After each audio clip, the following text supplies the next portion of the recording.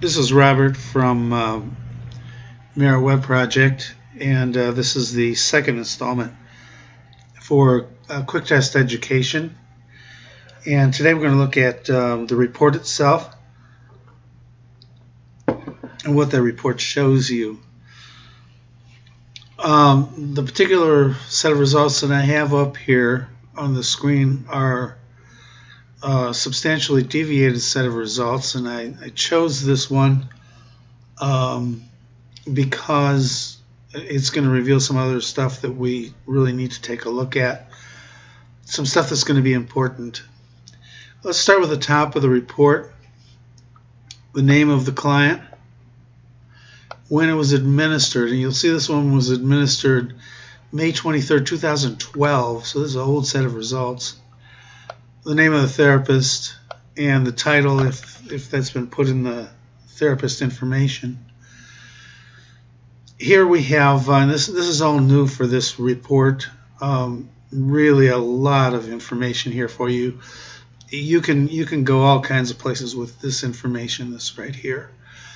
Anxiety, depression, personal safety, and the summary score, which is a combination, roughly an average of depression and anxiety. So that's kind of a lesser indicator here. You want to look at these three. They're the most important. You will see over on the right hand side the average, 105, 104, and 100. And this is the score for the item, for the date that was selected for this date. It's not the current one. It's whatever one you picked, whether what you picked was current or not.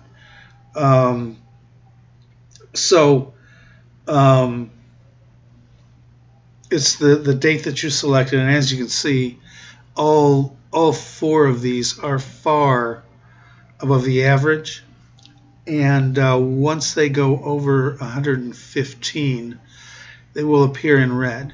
So it's obvious. I think if it's 115 or 120, I think this is going to be a lighter color red.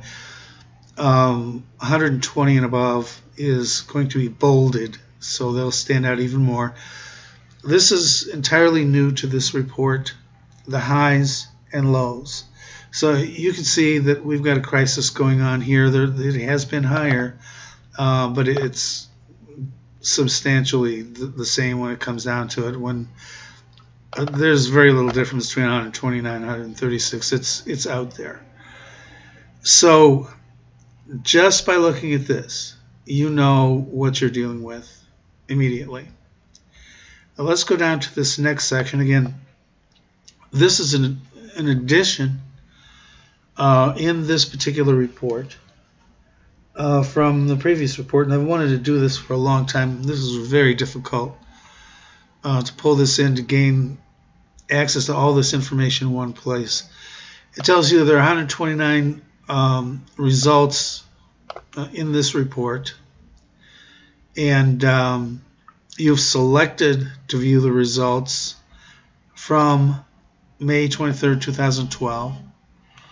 And it tells you how many days old those results are. These particular results are 1,600 days old, so that's pretty old. And it warns you that they're no longer reliable due to the passage of time. QuikTest is a measurement of immediate indicators, anxiety, depression, personal safety. These factors are not stable factors. They change over a very short period of time.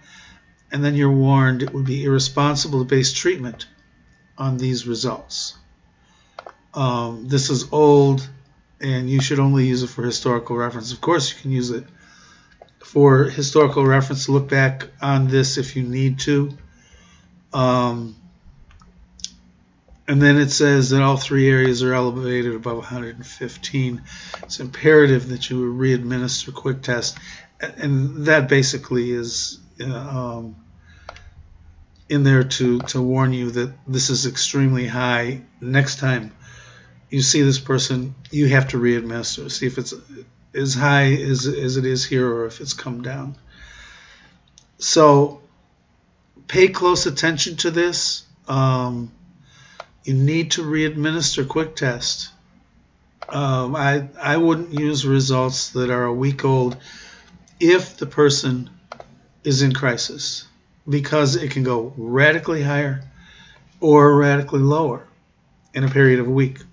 So if a person is not in crisis, well, maybe you can get by with it, but you better know that they haven't been in crisis for a while.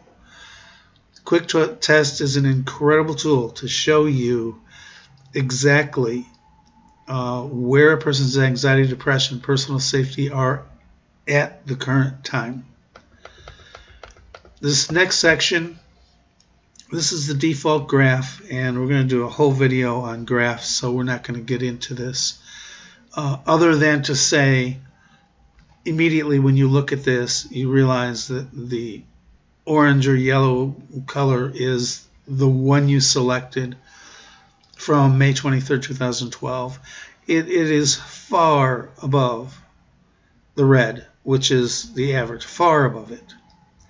The blue is of lesser value in this particular case because we've got this elevation, but this was the first one. So this person has gone from below 100 on all of these factors to what we currently see here. This is indication that a crisis has occurred past the first administering of QuikTest. So something's going on, or something was going on back on May 23rd, 2012. Again, we will deal with graphs by themselves because there's a lot to learn about graphs, but this section allows you to drop down a whole bunch of other different graphs that are extremely important. Click on the View Selected Graph button and you'll go there. The first thing we're going to see in this report is the psychological distress summary, and this warns you that it's strongly elevated into the crisis range. There's no treatment protocols or anything for that because psychological distress summary is simply an overview of where the person is. Next, we have anxiety discussion, and this will give you an overview of what we're dealing with as far as anxiety. And it tells you what anxiety is and maybe a couple other indicators of disorders that might be occurring. And then it's going to get into the personalized anxiety summary for this individual. And you see it's strongly elevated in this case. There's still references to the DSM-4. DSM-5 will be in soon. Not a lot of substantial change as far as base anxiety issues. You'll notice here this arrow, there's two of them. These are separate documents, and you'll see it is opened up here in a separate window, so we can go back to here. There's a difference between state anxiety and trait anxiety. We're not going to get into that right now because we're going to do a separate video on these issues, but I do want you to see that embedded within this document you have these other documents, and again it's opened by itself up here, letting you go back to the main results. This is treating trait anxiety. This is a treatment protocol to treat trait anxiety. It deals with drugs and whatnot, and again we'll go back through this in a video all by itself. This may be very helpful to you. These are the 15 items that are inside of QuikTest related to anxiety, and they score between 0 and 4. You can use this as a checklist with the client and discuss each one of these and find out which ones the client scored the strongest on. and maybe give them an option between 0 and 4 points. Say excitable.